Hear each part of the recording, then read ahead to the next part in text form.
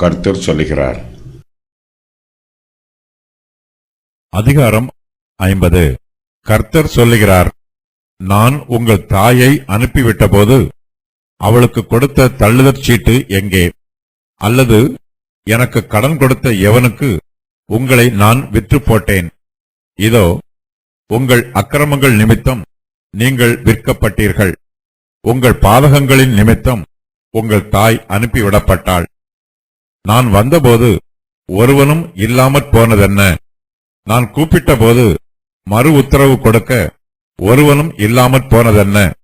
மீட்கக்கூடாதபடிக்கு என் கரம் குறுகிற்றோ? விடுவிக்கிறதற்கு என்னிடத்தில் பலன் இல்லாமற் போயிற்றோ? இதோ, என் கண்டிதத்தினாலே கடலை வற்றப் பண்ணி நதிகளை வெட்டாந்தரையாக்கி போடுகிறேன். அவைகளிலுள்ள மீன் தண்ணீர் இல்லாமல் தாகத்தால் செத்து நாறுகின்றது. நான் வானங்களுக்கு காரிருளை உடுத்தி இரட்டை அவைகளின் மூடு சீலையாக்குகிறேன். இஸ்ரவேல் ஜனங்கள் தங்களை கர்த்தருடைய பிள்ளைகள் என்று சொல்லிக் கொள்கிறார்கள். ஆனாலும் அவர்கள் கர்த்தருக்கு விரோதமாக முறுமுறுக்கிறார்கள். தமக்கு விரோதமாய் முறுமுறுக்கிற தம்முடைய பிள்ளைகளிடத்தில் கர்த்தர் பேசுகிறார். கர்த்தர் தம்முடைய ஜனத்தோடு வழக்காடுகிறார். கர்த்தர் தங்களுக்கு நன்மை செய்யவில்லை என்றும் தீமை செய்கிறார் என்றும் இஸ்ரவேல் ஜனங்கள் கர்த்தர் மீது குற்றம் சொல்லுகிறார்கள். தங்களுடைய குற்றச்சாட்டுக்களை நிரூபிக்குமாறு கர்த்தர் அவர்களிடத்தில் சொல்லுகிறார். இஸ்ரவேல் ஜனத்தாருக்கு சேனைகளின் கர்த்தராகிய தேவன் மனுஷனைப் போல இருக்கிறார். பழைய ஏற்பாட்டு காலத்தில் யூதருடைய குடும்பத்தில் கணவனுக்கும் மனைவிக்கும் இடையே சண்டை சச்சரவுகள் வரும்போது புருஷனுக்கு தன்னுடைய மனைவியை தள்ளிவிடக்கூடிய உரிமை இருந்தது. ஒருவன் ஒரு ஸ்திரியை விவாகம் பண்ணிக்கொண்ட பின்பு அவளிடத்தில் எலட்சியான காரியத்தை கண்டு அவள் மேல் பிரியமற்றவனானால் அவன் தள்ளுதலின் சீட்டை எழுதி அவள் கையிலே கொடுத்து அவளை தன் வீட்டில் இருந்து அனுப்பிவிடலாம். உபாகமம் 24:1. அதற்கு அவர்கள், அப்படியானால் தள்ளுதல் சீட்டை கொடுத்து அவளை தள்ளிவிடலாம் என்று மோசே ஏன் கட்டளையிட்டார் என்றார்கள். மத்தேயு 19:7. இப்போது தேவனாகிய கர்த்தரும் இஸ்ரவேல் ஜனத்தாரும் பிரிந்திருக்கிறார்கள். கர்த்தர் தங்களை தள்ளிவிட்டார் என்று இஸ்ரவேல் ஜனங்களால் கர்த்தர் மீது குற்றம் சொல்ல முடியாது. நான் உங்கள் தாயை அனுப்பிவிட்ட போது அவளுக்கு கொடுத்த தள்ளுதற் சீட்டு எங்கே என்று கர்த்தர் தம்முடைய ஜனத்திடம் கேட்கிறார். அவர்களுடைய பிரிவுக்கு அவர்களே காரணம், கர்த்தர் காரணம் அல்ல. இஸ்ரவேல் ஜனத்தார் தங்கள் பாவத்தின் நிமித்தமாய் கர்த்தரை விட்டு பிரிந்து போய் இருக்கிறார்கள். நீண்ட காலமாக அவர்களுக்கு ஏபோத்து இல்லை, பலிபீடமோ பலி செலுத்துவதோ இல்லை. அவர்கள் பிரிவுக்கு கர்த்தர் காரணம் அல்ல. இஸ்ரவேலின் தேவனாகிய கர்த்தர் தம்முடைய ஜனத்திற்கு தகப்பனாரைப் போல இருக்கிறார்.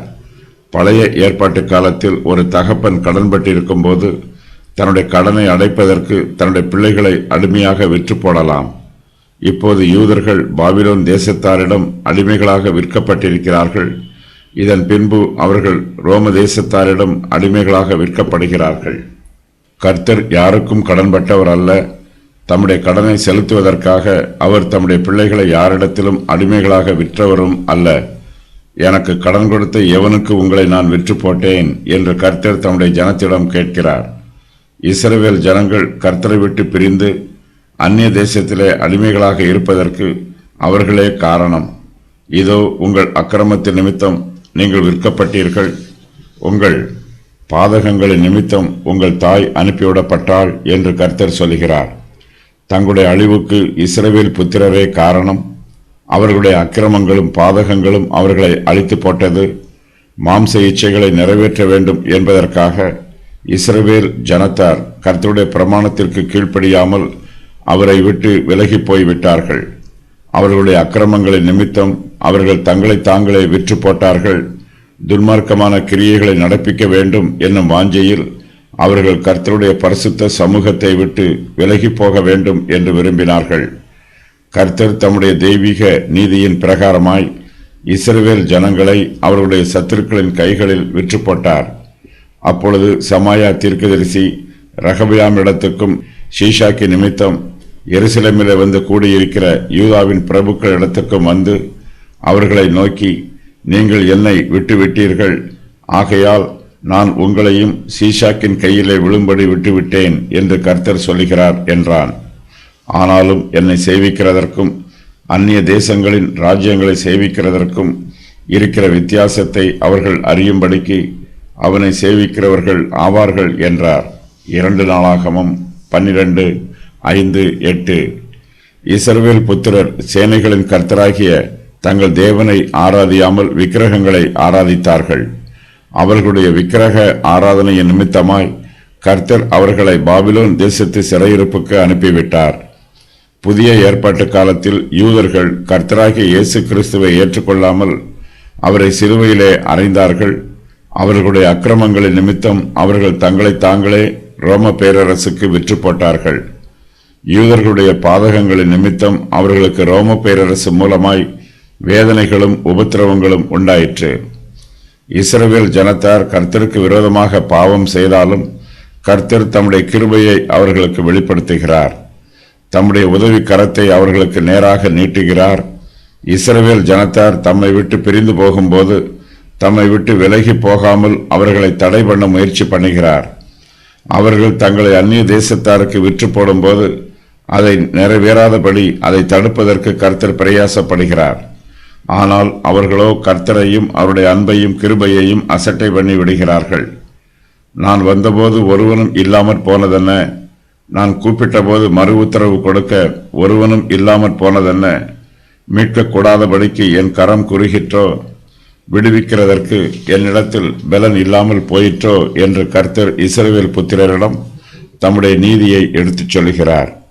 இஸ்ரவேல் ஜனத்தார் அந்நிய தேசத்து அடிமைத்தனத்திற்கு தங்களுடைய களத்தை கொடுத்தபோது கர்த்தர் அதை தடை பண்ணுவதற்கு முன்வந்தார். தம்முடைய அன்பான வார்த்தைகளினால் அவர்களை கூப்பிட்டார். ஆனால் அவர்களோ கர்த்தருக்கு மறு உத்தரவு கொடுக்க முன்வரவில்லை. கர்த்தருடைய வார்த்தைக்கு ஒருவரும் செவி கொடுக்கவில்லை. செவி கொடுத்தவர்கள் கீழ்ப்படியவில்லை. கர்த்தர் தம்முடைய தீர்க்கதரிசிகள் மூலமாய் தம்முடைய வார்த்தைகளை இஸ்ரவேல் புத்திரருக்கு வெளிப்படுத்தினார்.